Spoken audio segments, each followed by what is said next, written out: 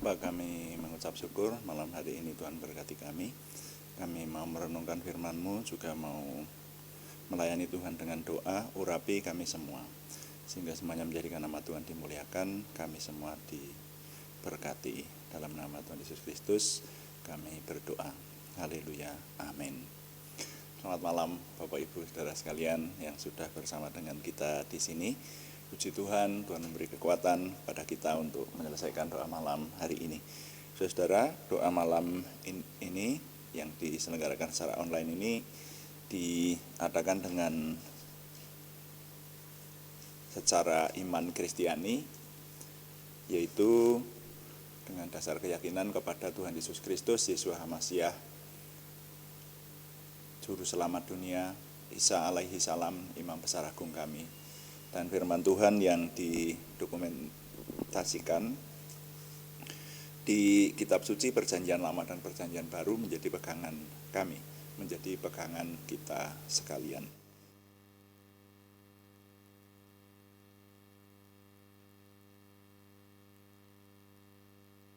Mari kita melanjutkan merenungkan firman Tuhan secara singkat. Renungan singkat malam hari ini judulnya adalah Harga Sebuah Kesatuan.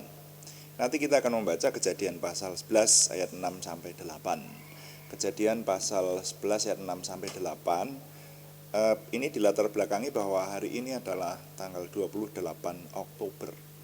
Setiap tanggal 28 Oktober kita memperingati Hari Sumpah Pemuda, di mana para pemuda pada waktu itu, saudara-saudara, di seluruh Nusantara, Indonesia baru awal-awal merintis dan juga berjuang untuk merdeka, untuk membentuk sebuah negara. Nah, ternyata ada usaha-usaha kaum muda untuk menyatukan diri dalam sebuah kesatuan, dan salah satunya mereka membentuk kesatuan itu dengan menyatukan bahasa, sehingga kita punya bahasa Indonesia ini, saudara ya. Nah, ini yang dikenal setiap tanggal 28 Oktober itu kita peringati, dan ini sesuatu yang luar biasa dianugerahkan Tuhan kepada negara kita. Saudara, kalau kita bisa membayangkan kalau tidak ada kesatuan semacam itu, maka Indonesia bisa masih tetap terpecah-pecah dengan berbagai suku, dengan berbagai bahasa yang ada, sehingga gampang dijajah oleh musuh, saudara.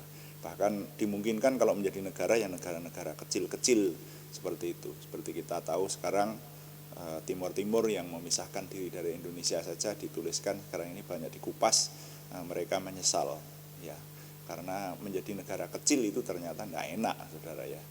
Ya, jadi banyak hal yang kemajuannya menjadi jauh lebih lambat. Nah, bahkan untuk ini saya ketemu sendiri dengan orang-orang yang dari sana. Ya, saya ketemu dengan mahasiswa yang kuliah di sini yang dari sana, dan mereka berkata bahwa sebetulnya banyak orang menyesal. Jadi kesatuan itu ada harganya. Dan merenungkan tentang kesatuan ini, saya diingatkan perenungan tentang kesatuan yang sangat-sangat nancep banget dalam pikiran saya, dalam sikap batin saya. Firman Tuhan yang menyatakan bahwa kesatuan itu sangat besar kekuatannya. Mari kita baca di Kejadian pasal 11 ayat 6 sampai 8, nanti kita renungkan. Kejadian pasal 11 ayat 6 sebetulnya harus dibaca mulai ayat 1, saudara ya, sampai selesai, nanti akan lebih dapat dipahami lagi. Tapi kita coba dulu ayat 6. Saya baca untuk saudara. Dan ia, Tuhan, berfirman, mereka ini satu bangsa dengan satu bahasa untuk semuanya. Ini barulah permulaan usaha mereka. Mulai dari sekarang, apapun juga yang mereka rencanakan, tidak ada yang tidak akan dapat terlaksana. Baiklah, kita turun dan mengacaukan di sana bahasa mereka, sehingga mereka tidak mengerti lagi bahasa masing-masing. Demikianlah mereka diserakkan Tuhan dari situ ke seluruh bumi, dan mereka berhenti mendirikan kota itu. Nah, perhatikan di sini judulnya Menara Babel, saudara. Jadi rupanya keturunan Adam sampai saat itu masih menjadi satu. Keturunan Adam, keturunan Adam setelah Kain dan Habil tentu saja dikisahkan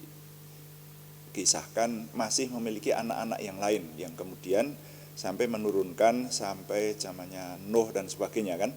Zamannya Nuh ya ini sudah air bah dan ini sudah keturunan Nuh tentu saja, dan manusia itu tetap menjadi satu bahasa, satu tempat, satu golongan. Sehingga mereka berkata bahwa mereka ini akan mendirikan sebuah kota supaya mereka ini tidak tercerai-berai ke seluruh dunia. Jadi mendirikan sebuah menara yang tinggi, dan di situ mereka akan tinggal dan tidak boleh sampai tercerai-berai. Jadi menyatu betul, ada satu kesatuan betul. Nah, makanya ketika mereka sedang membangun menara yang menjulang ke langit itu, nah di sini dikisahkan dalam kitab Kejadian ini, Tuhan tidak berkenan akan hal itu, saudara. Ya, maksudnya Tuhan karena memang firman-Nya Tuhan kan beranak cuculah penuhilah bumi kan begitu. Jadi supaya mereka ini merambah seluruh bumi dan memenuhi bumi. Tapi mereka tidak mau berpisah. Nah, lalu saudara-saudara sekalian, Tuhan ternyata mengacaukan bahasa mereka. Jadi ini kebalikan dengan Sumpah Pemuda ini. Kalau Sumpah Pemuda itu kami berbahasa satu, bahasa Indonesia gitu, menyatukan bahasa gitu. Tapi ternyata pada awal-awal dulu di Perjanjian Lama di kitab Kejadian, Tuhan tidak berkenan kalau bahasa manusia itu hanya satu. Nah, dari situ dikisahkan di sana bahwa bahasa manusia itu kemudian dikenal ada banyak bahasa. Maka rupanya dalam pikiran saya mereka ini paling tidak berarti kan satu jodoh begitu ya, suami istri atau keluarga begitu. Itu mereka ini pergi ke satu tempat dengan satu bahasa tersendiri, kemudian yang satu pergi ke tempat lain dengan bahasa tersendiri, seperti itu, saudara ya. Jadi kemudian kita kenal nanti akan ada banyak bahasa yang membentuk suku-suku, saudara-saudara sekalian. Nah, membentuk suku yang kemudian saudara sekalian memperkenalkan kepada dunia, atau dunia akhirnya dikenal bahwa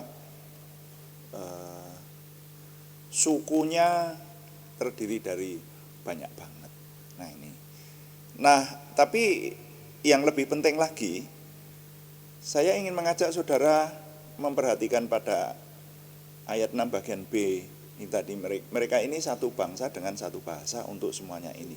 Ini barulah permulaan usaha mereka.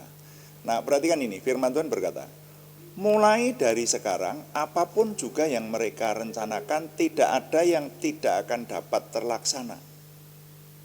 Paham yang dimaksud di sini ya? Tuhan berfirman bahwa kalau manusia itu menjadi satu bangsa dengan satu bahasa, dengan satu kehendak, dengan satu perencanaan, itu mulai sekarang apapun juga yang manusia rencanakan itu tidak ada yang tidak terlaksana. Gitu loh. Di bahasa Indonesia yang mudah dibaca akan lebih jelas lagi. Di sana dituliskan, segera mereka sanggup melakukan sesuatu yang diinginkannya. Oh gitu. Ya, ini terjemahan lain. Ya. Dalam bahasa Jawa dituliskan, mengkorak bakal wus ora kena tindakake apa kang dadi sediane. Tidak bisa dihalangi lagi semua yang akan dikehendaki oleh manusia ini kalau manusia bersatu. Nah, poinnya di sini. Saya ingin menggarisbawahi dan mengajak kita merenungkan di peringatan Hari Sumpah Pemuda hari ini adalah bahwa kalau manusia itu bersatu, memiliki kesatuan yang benar-benar handal dalam menyatukan diri, maka itu memiliki kekuatan yang besar. Nah, kesatuan itu mulai dari hal-hal yang bisa kita renungkan di skop paling kecil kita, ya. Kesatuan yang paling diharapkan adalah dari suami istri, tentu saja ya. Keluarga, inti dari keluarga itu suami dan istri, ayah dan ibu. Kalau ayah dan ibu bersatu, wah ini sudah ada kekuatan.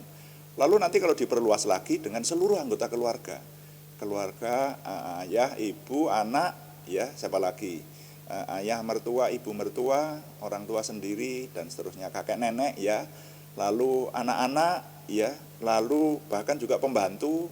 Nah, ini keluarga. Nah, lalu kesatuan itu bisa diperluas lagi. Di mana? Di antara teman-teman seiman lah. Ya, kemudian membentuk sebuah tubuh Kristus yang handal seperti itu. Dan bahkan sebetulnya kalau dunia ini disatukan dengan satu bahasa, mereka hidupnya didapati kudus dan benar di hadapan Tuhan.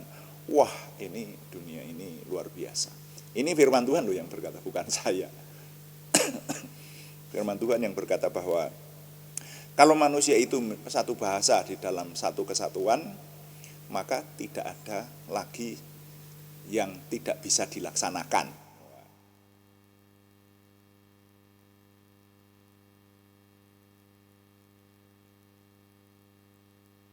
Nah, oleh yang demikian, mari kita sebagai orang-orang beriman merenungkannya dan mari kita membina kesatuan ini. Ya, jadi mulai dari kesatuan yang paling kecil di antara keluarga kita, dan nanti tentu saja kalau kita merenungkan sebagai orang beriman, itu tentu kita merenungkan kesatuan di antara tubuh Kristus. Ya, ketika kita menyadari bahwa dunia ini penuh dengan kekerasan. Saya hari ini hampir membuat renungan tentang kekerasan, tapi cukup tajam sehingga saya tunda dulu ya. Kok bisa ya ada kekerasan semacam itu? Saudara, kalau merenungkan peristiwa-peristiwa yang ada di berita itu sebetulnya ada banyak yang perlu kita renungkan, saudara ya. Tapi kita renungkan tentang kesatuan lebih dulu ya. Mari kita terutama orang-orang beriman menyatukan hati satu dengan yang lain. Orang-orang yang cinta kebenaran satu hati. Jangan di antara orang-orang yang cinta kebenaran aja tidak ada kesatuan hati. Kalau tidak ada kesatuan hati, tidak ada kekuatan, saudara ya. Oleh karena itu, paling tidak kita membina diri kita, mengajak diri kita, saudara-saudara, membawa diri kita untuk menciptakan kasih di antara orang-orang yang memiliki iman kepada Tuhan. Sehingga kita melihat bahwa dunia yang penuh dengan kekerasan ini pada akhirnya akan dikalahkan oleh kekuatan kebaikan. Ya, jadi kejahatan dikalahkan oleh kebaikan. Nah, itu hanya bisa terlaksana kalau kita memiliki kesatuan hati, karena firman Tuhan berkata begitu bahwa kesatuan itu memiliki kekuatan yang maha besar. Jadi nilai yang dapat kita serap hari ini, saya mencatatnya untuk saya ketengahkan kepada saudara. Bina kesatuan dan eliminir bibit perpecahan, karena kesatuan memiliki kekuatan besar. Saya ulangi, bina kesatuan dan eliminir itu dihilangkan maksudnya begitu, dan hapuskan bibit perpecahan, karena kesatuan memiliki kekuatan besar. Mari setidaknya kita sebagai keluarga-keluarga, sebagai orang-orang beriman, membina kesatuan di antara orang-orang beriman, orang-orang baik yang menjadi agen-agen kebaikan buat dunia ini. Bina kesatuan dan eliminir bibit perpecahan, karena kesatuan memiliki kekuatan besar. Tuhan dipuji, amin. Mari kita melayani Tuhan dengan doa. Saudara, saya ingin mengajak saudara langsung berdoa. Juga kita berdoa untuk, ini ada nama-nama yang ditambahkan dalam hari ini, dalam beberapa saat terakhir ada yang anggota keluarga dari kita yang rajin mengikuti doa pagi dan doa malam ini yang masuk rumah sakit. Nah, kita doakan supaya saudara kita ini ditolong Tuhan. Mari kita berdoa. Bapa di surga, kami mengucap syukur hari ini kami memperingati Hari Sumpah Pemuda. Ini satu anugerah besar buat bangsa dan negara kami, di mana bangsa dan negara kami sekarang menikmati kesatuan.